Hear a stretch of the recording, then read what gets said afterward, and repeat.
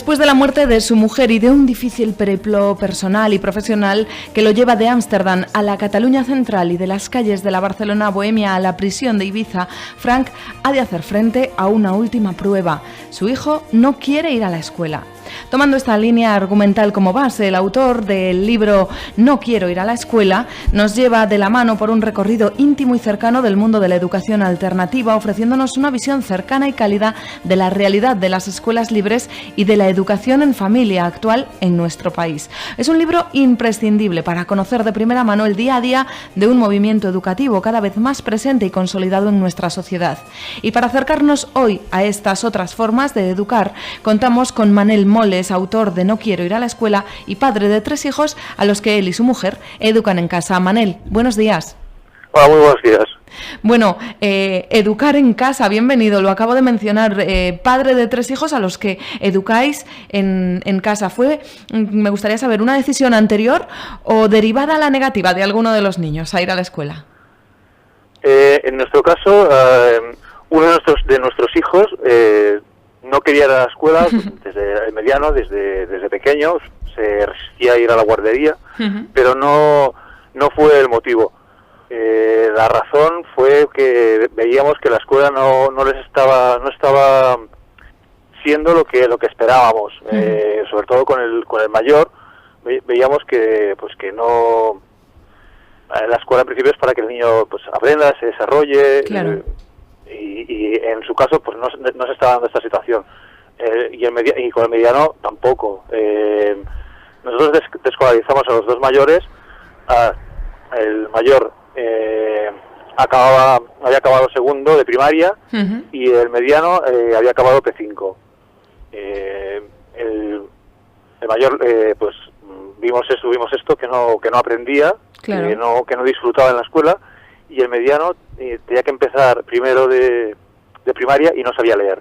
Y esto, pues, bueno, y otros elementos, pues, nos hicieron plantearnos esta opción. Desde luego. Oye, Manel, ¿qué hay de autobiográfico en este libro, en No quiero ir a la escuela? De autobiográfico, poco. Hay alguna de las cosas que se explican, pues, me han ocurrido a mí. Todo lo que sale aquí son situaciones que hemos vivido, pero no son de nuestra propia historia, sino de la historia colectiva de las personas que conocemos que están dentro de este movimiento o que han optado por estas alternativas educativas. Desde luego. El libro No quiero ir a la escuela nos ofrece una visión fresca y desinhibida de estos movimientos educativos a partir de una redacción original que huye del modelo divulgativo tradicional y busca sumergir al lector en un mundo vivencial lleno de olores, emociones, sensaciones, sentimientos. Precisamente yo creo que eso es la base en la que se fundamenta la escuela alternativa, ¿no? La escuela en familia. Sí, lo que es el movimiento de educación en casa es tan amplio y diverso que es difícil encontrar elementos que lo definan en general. Diríamos que es pues que los padres toman en primera persona, se responsabilizan en primera persona la educación de sus hijos y los ponen a ellos en el centro del aprendizaje. Pero después cada familia lo hace como cree, como buenamente puede y como le sale. Claro. Oye, Manel, ¿y son igual de válidos que los tradicionales en cuanto a formación, ¿vale? Hablamos ahora ya no de esa educación que tú hablabas, ese aprendizaje general, sino en materias, ¿vale? Lo que conocemos como la educación tradicional y homologada, ¿son igual de válidos estos métodos? Es bastante, pues son muy diferentes. Como te comentaba, cada familia lo hace de una forma distinta. Cuando educas en casa hay aspectos que son muy positivos, porque un niño en la escuela tiene que competir, tiene que compartir la atención del profesor con otros 30 niños, con otros 25 niños, y esto hace pues que el acceso al adulto, que es el que en principio pues le transmite experiencia y conocimiento, esté muy limitado. Hay un cuello de botella aquí. Cuando educas en casa, pues los niños tienen acceso total y directo al adulto. Esto es muy potente. Después en la escuela cualquier cambio, cualquier adaptación, estamos en un momento de grandísimos cambios, de innovaciones educativas y de innovaciones tecnológicas y innovaciones de todo tipo. En la escuela cualquier cambio requiere años de reformas y de implantación. En casa puedes cambiar de un día para otro. Hay esto, vamos a probarlo. No estás limitado a unas normativas y a y toda una serie de burocracias como está la escuela. Sí, efectivamente, lo que tú dices, esas normativas, estás más limitado quizás en el proceso del aprendizaje. Hablas de esos beneficios, pero me imagino que alguna complicación también puede aparecer, ¿no?, en este tipo de educación. Yo, por ejemplo, te hablo como padre, pero tú también eres profesor de secundaria. ¿Pero qué pasa con esos padres que no tienen esa formación? ¿También pueden educar a sus hijos en casa? Perfectamente. Incluso yo a veces considero que tener experiencia como profesor es casi un hándicap, porque estás muy escolarizado, tienes una visión muy muy académica del aprendizaje y quieres que las cosas sean como tienes la imagen de la clase y dices, quieres trasladar el modelo de la clase a casa, y la casa no es una clase. Entonces conozco padres que no son profesores y que educan en casa de forma fantástica, envidiable, que tienen las ideas, personas que tienen las ideas muchísimo más claras de lo que yo las he podido llegar a tener siendo profesor incluso. Claro. La educación en casa y las escuelas alternativas de las que estamos hablando son opciones de aprendizaje que, decíamos, a pesar de constituir ya cada vez más una práctica consolidada en nuestro país, son todavía grandes desconocidas. ¿Por qué? ¿Por qué lo son? Pues no lo sé yo. Bueno, a nosotros en nuestro caso nos costó conocerlas. Yo soy profesor de secundaria, mi mujer profesora de primaria. Claro, veníamos de una tradición pues de escolarización de la escuela pública, teníamos las ideas muy claras en ese sentido y teníamos muchísimos prejuicios respecto a lo que es pues la educación en casa. Conocíamos las escuelas libres, empezamos a movernos por allí, a partir de las escuelas libres llegamos a la educación en casa, pero es algo que está muy... El conocimiento de estas opciones pues está muy cerrado, ¿no? Sí. No fluye. Ahora empieza a aparecer en los medios de comunicación, pero es reciente. Claro. Está muy lleno de estereotipos, de prejuicios, de medias verdades. Desde luego, Manel, precisamente de esos prejuicios que hablas, ¿cómo una persona o dos, en vuestro caso, además profesores de primaria y secundaria, rompen con esos prejuicios y se lanzan a esta aventura que además es tan importante en la vida y la trayectoria, ¿no?, personal de vuestros hijos? Sí, al final llegas a la conclusión de que, sí, puede ser que estás haciendo algo que toda la gente lleva a sus hijos a la escuela, o sea, van todos en una dirección y tú vas en la dirección contraria. Y dices, si todos van hacia allí, yo seguramente me estoy equivocando, ¿no? Porque no puede ser que todo el mundo se esté equivocando. Pasa es que puedes ir en una dirección, puedes ir en la otra y llegar al mismo sitio, claro. No hay un único camino. En todo caso, mejor cometer tus propios errores. Si te tienes que equivocar, que sea con lo que crees, no con lo que imponen, ¿no? Alguien te... O sea, no cometer el error de otro. Claro. Si me tengo que equivocar en la educación de mis hijos, que sea haciendo aquello que yo considero que es lo adecuado. Manel, tú además formas parte de una asociación. En este sentido, la Coordinadora Catalana, ¿no?, por el reconocimiento y la regulación de la educación en familia. En este sentido, ¿qué conexiones, asociaciones, organizaciones podemos encontrar para esos padres que se lo han planteado pero no se atreven a romper esos prejuicios, a dar el paso? Supongo que esto también ayuda, ¿no?, el encontrar a otras personas que se animan y se meten en esta aventura. Sí, es imprescindible. Nosotros si no hubiéramos conocido otras personas que lo estaban haciendo, o sea, dices, vamos a ser los primeros. No, porque claro. Necesitas un poco de... hay que ser muy valiente o un poco suicida para hacer esto. Entonces sí, es imprescindible que hayan, conocer otras familias, ver lo que han hecho, claro. ver en qué se han equivocado. Me preguntabas antes si los aspectos negativos que puede tener, es realmente educar en casa, y más en la situación actual es duro porque estás haciendo una cosa diferente, te conviertes en un poco en el punto de mira de tu entorno, de las personas que te rodean, que llevan a sus hijos a la escuela, esperan tu error. Entonces necesitas pues fortaleza, y claro, y no siempre se obtienen los resultados. Empiezas con unos planteamientos y sobre la marcha pues los tienes que ir cambiando porque no acaban de funcionar. Y los niños que se educan en casa son niños potentes, porque como que no están no están machacados por la escuela, tienen fuerza, tienen autonomía y tienen las ideas claras. Entonces lidiar con ellos pues bueno es intenso. Desde luego, me lo imagino. Sí, entonces es necesario pues esto, un entorno con el cual puedas compartir y en el cual puedas apoyarte. En España pues tenemos la coordinadora catalana. En el ámbito de Cataluña sería una de las asociaciones más fuertes a nivel de comunidades autónomas. Sí. Pues sería la más fuerte. Después está ALE, que sería a nivel estatal. Sí, la Asociación por la Libre Educación, que precisamente además está celebrando estos días, desde ayer y hasta este domingo, estarán aquí en Toledo, en Ungena, el segundo encuentro por la libertad educativa. Sí, y después hay pues pequeñas asociaciones también de ámbito local o algunas pues de ámbito religioso, repartidas por el territorio. Precisamente hablabas de esos niños, de cómo son los niños que reciben esta educación. Hay una crítica que se suele hacer precisamente a estos métodos de educación en familia, que es la socialización o la falta de socialización que no sé, presupone la sociedad ante estos métodos. Es el hecho de que los niños se eduquen en casa, con sus padres, hermanos, y que les cierre las puertas de tener contacto y comunicación con otros niños de su edad. Sí. Bueno, aquí hay varias historias. Por un lado, se habla siempre de la socialización, y se dice la socialización y que se relacionen con otros niños.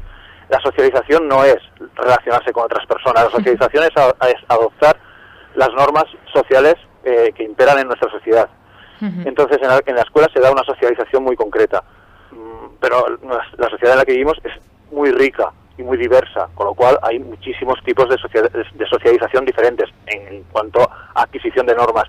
Y muchas formas de adquirir estas normas las podemos adquirir de forma impuesta, conductual, o las podemos adquirir de forma cognitiva, razonada. Después, en cuanto a relacionarse con otras personas, los seres humanos es algo como, no sé, como respirar o como comer. Por la experiencia que yo tengo, hay niños que se relacionan con mucha gente dentro de la escuela y fuera, y niños que se relacionan con poca gente dentro de la escuela y fuera. La ventaja a nivel de socialización, o sea, porque yo tengo muy claro que a nivel de relación con otras personas, educarse en casa es ventajoso. La ventaja está en que el niño puede autorregularse. En mi caso, por ejemplo, yo tengo 3 hijos.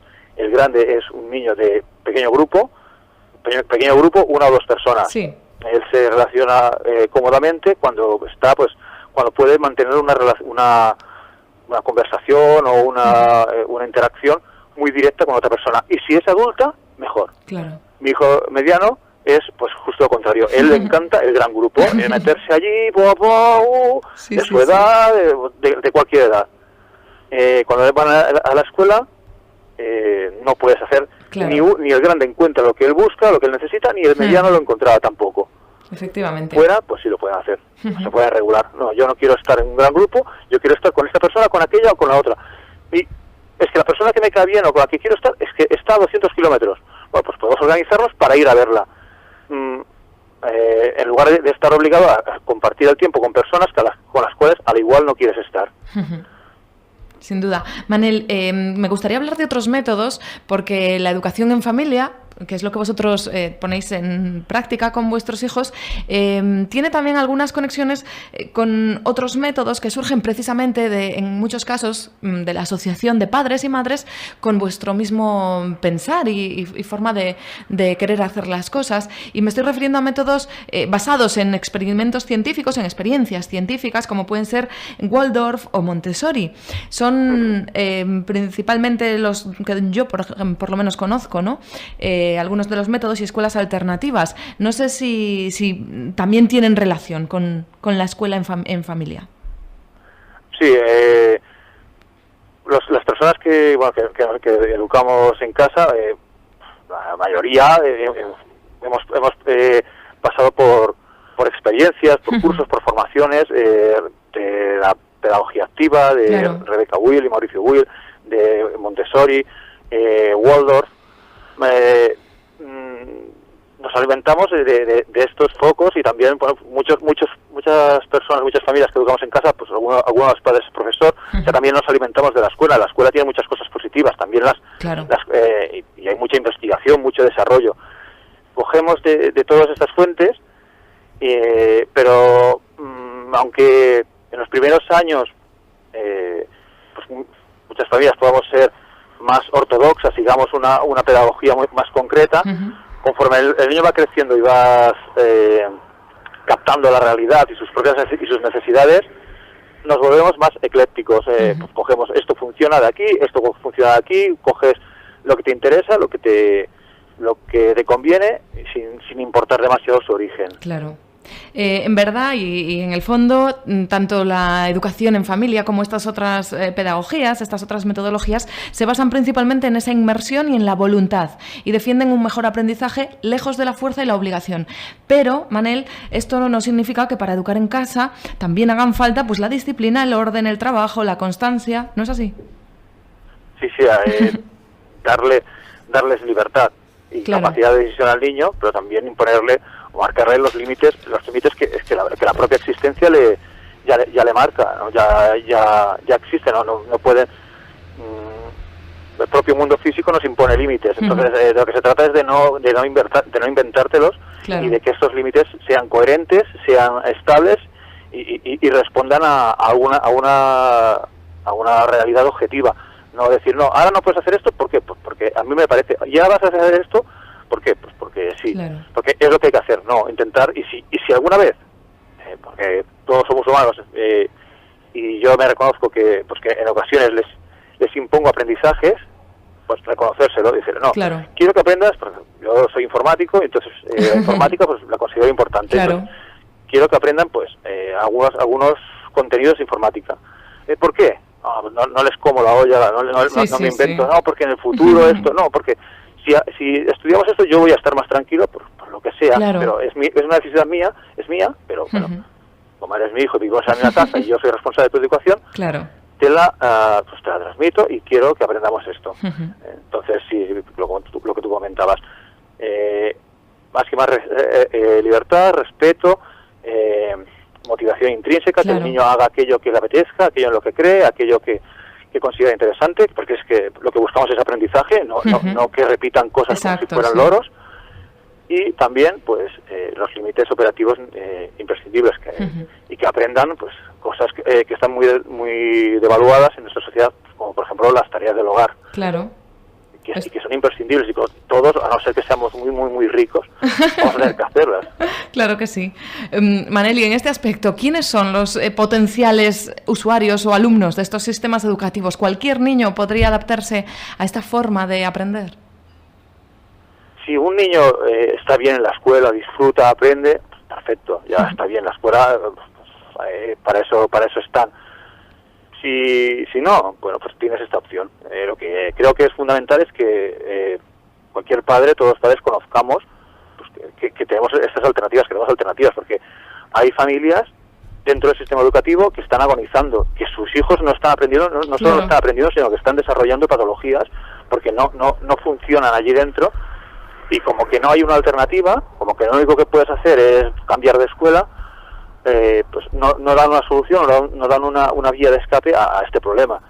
Pues que sepan que existe la posibilidad de coger, y aunque sea temporalmente, aunque sea un año, un curso, 2 cursos, 3 cursos, llevarte el niño a tu casa y pues poner un poco en orden las cosas. A veces tenemos mucha prisa en adquirir contenidos que después no sé si no vamos a necesitar estos contenidos concretos. Más importante es desarrollar las capacidades de aprendizaje. Claro, desde luego.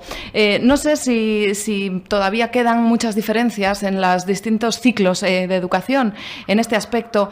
Quizás en España esté más extendida estas alternativas entre las primeras etapas, infantil, primaria, pero secundaria y bachillerato, pues como que nos cuesta, es como que estamos más atados al sistema, a lo que impera en los sistemas, ¿no?, a nivel internacional, y como que nos cuesta dejar a nuestros hijos pues a la suerte de estas otras alternativas de educación.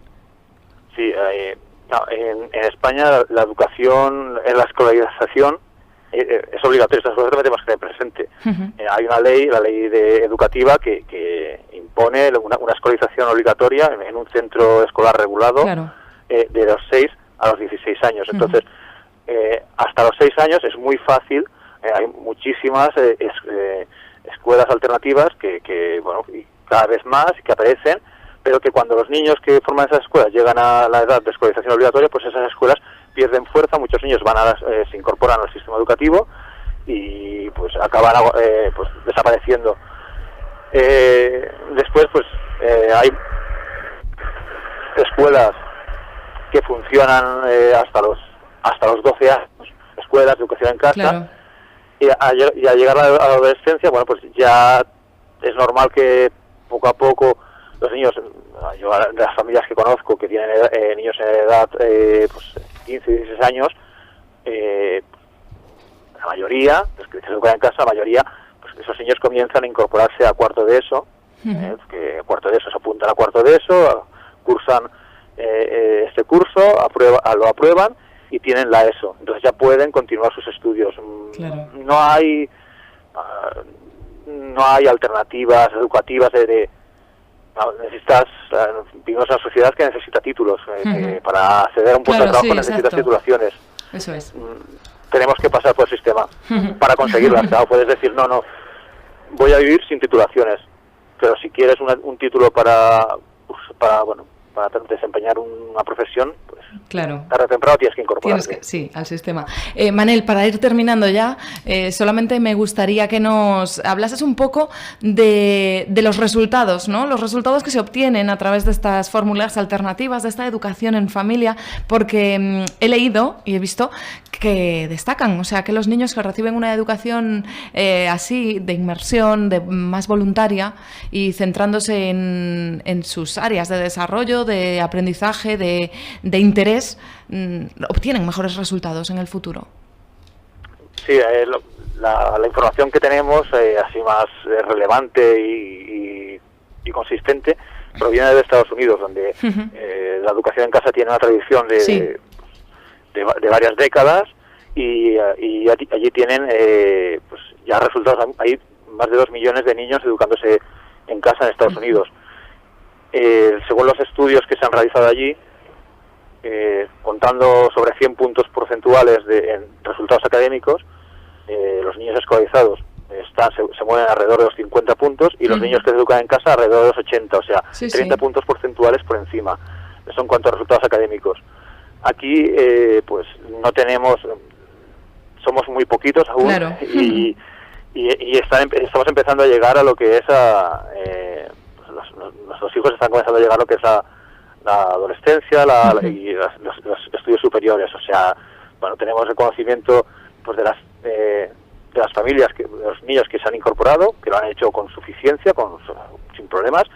Hay un pequeño periodo de aclimatación, claro, de acostumbrarte a que, bueno, has de estar todo el rato sentado en la silla y bueno, también y al ritmo de funcionamiento dentro de las escuelas e institutos, que es bastante diferente a cómo se funciona en casa. Pero es un periodo que dura un mes, claro, mes y medio, 2 meses como mucho. Pero yo también quiero, o sea, cuando educas en casa, lo que priorizas no es los resultados académicos, claro, al menos en mi caso. Lo que priorizamos es que el niño sea feliz y se sienta satisfecho y se desarrolle de forma correcta y de forma adecuada. Y esto ya ha de comportar por sí pues resultados académicos en aquello que resultados académicos o lo que sea en aquello que el niño en su momento decida. Claro. Centrarnos O sea, educar en casa para conseguir que el niño saque muy buenos resultados académicos en el futuro, bueno, puede ser una opción, pero bueno, en nuestro caso no ha sido este motivo.